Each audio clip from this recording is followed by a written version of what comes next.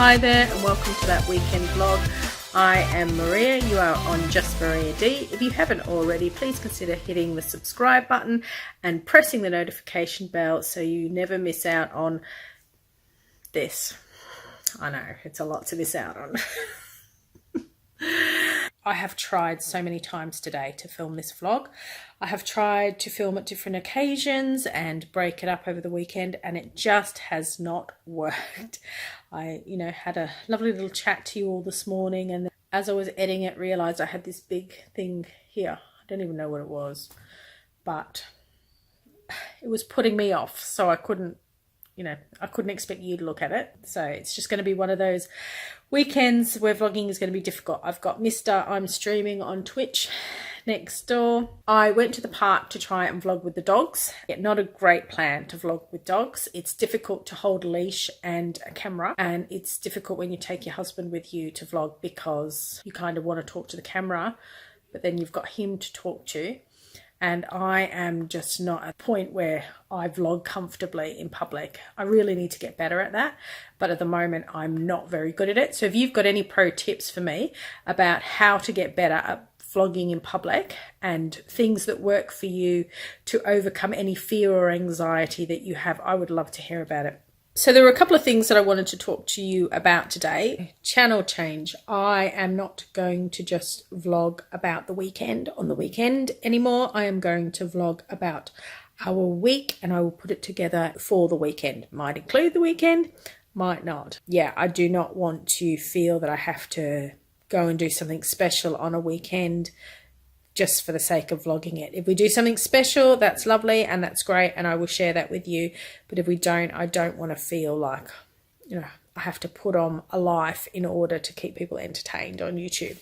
For me, YouTube is about telling our story, and part of our story is that sometimes we have quite slow weekends, especially at the moment. Which brings me to my next topic. I had a list of things that I wanted to talk about this week, but I was finding it difficult to talk about them because it is really easy to talk about your own story sometimes, and it is really easy to talk about things when life is going well, but it is sometimes really difficult to talk about things when life isn't going so well, and it's a little bit harder, especially when your life is intertwined with other people and you want to be respectful of them and their journey, but also be authentic to where you are as well. I don't know if that makes any sense whatsoever.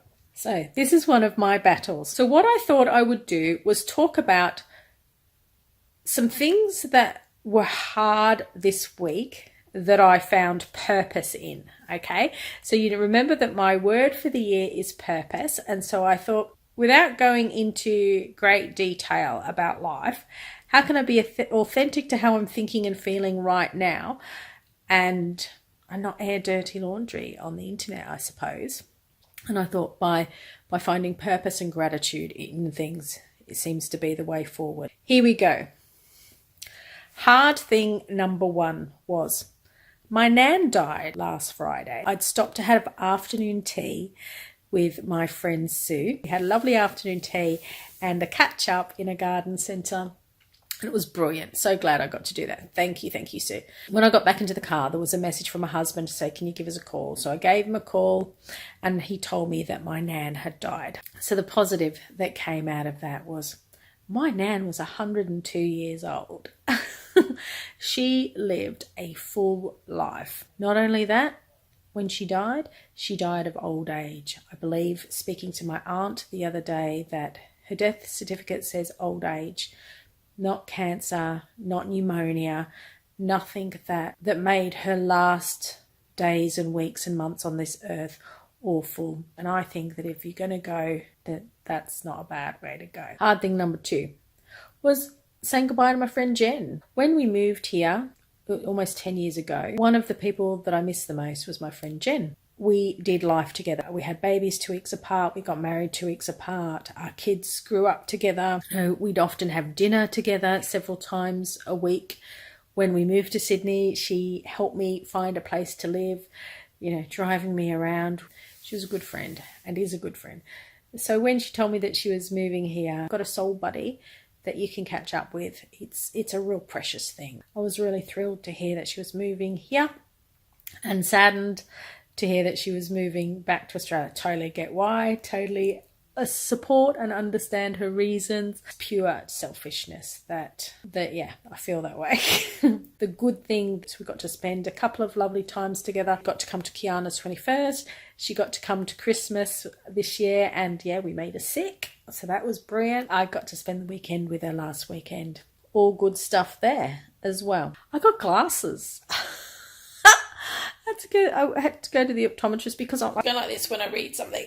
It's just for reading, like nothing serious. I don't want to put stigma to wearing glasses. You know, when you find something in your body that starts to maybe not work the way it did before, and you start to think, oh yeah, that's it. I really am this age. Well, that's how I felt. There was that little moment where I thought, I'm getting old. Positive thing that came out of that was I can now read and my eyes aren't as sore. Which, yeah, it's got to be a good thing, right? And you've got to own the season of life where you're in. So, yeah, I'm thankful for that, especially the reading better. It was really starting to worry me. Point 4 is one that I'm struggling with. Anthony is currently between contracts with work, and I am doing my absolute best to not panic about that. Positive thing that has come out of that for me is, again, learning to trust the journey, learning to maintain a positive attitude, learning to deal with the emotions that come up about these situations that could evoke fear in us. Try to own those emotions and work through those emotions so that when I live my life in the world, I don't let fear dictate how I walk. I don't know about you, but when I feel afraid and anxious, it can often overflow into how I treat other people, and usually my family, those closest to me. It's not usually strangers in the street or people that I do, that I see out and about. So in learning to own the emotions of these insecure times and work through them, then I'm finding that I'm growing. I am not as fearful or as anxious as perhaps I would have been in the past, which means that I'm calmer and not doing things that take out that anxiety and frustration on other people. And lastly, I am not going to go into any kind of details because I am a big believer about not airing dirty laundry on the internet. But I'm just going to say this because I want to maintain authenticity, but I don't feel the need to go into the ins and outs of my life. Teenagers are hard work. So that's the negative. If you are going through the baby years at the moment, if you're going through the little kid years, it is preparing you for teenagers. But the positive that has come out of all of this week, my husband and I have been reading the book The Teenage Brain, and it is a good one. Out of a situation where I was feeling lots of stress and angst, there has been a positive that has come out of it, and that is finding this book, which puts so many things into perspective for me. Neurologically, there is an awful lot going on up there that science is only now catching up with in terms of explaining behaviour. Get a hold of that book. That was a big positive for me this week. I think that's 5 things that were negative that I found a positive and a purpose to. My purposes were to make sure I live a long and full life like my nan, to treasure my friends and my relationships, to continue to build the type of friendships that are journeying together friendships, to not look down on the season of life, even when it makes me feel old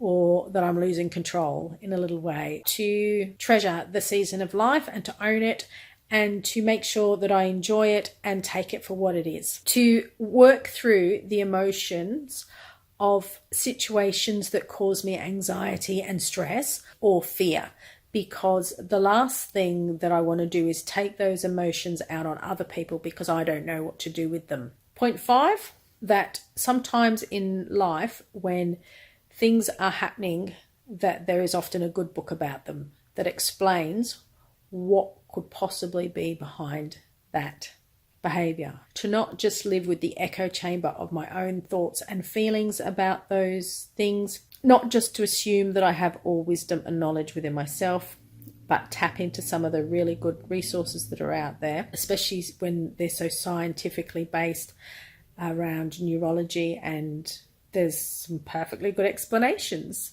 for some things that are going on. So yeah, 5 negatives, 5 positives, 5 purposes to take away, because my word for the year is purpose. Purpose. No, not purpose. I have been Maria. You have been awesome. Catch you on the flip side.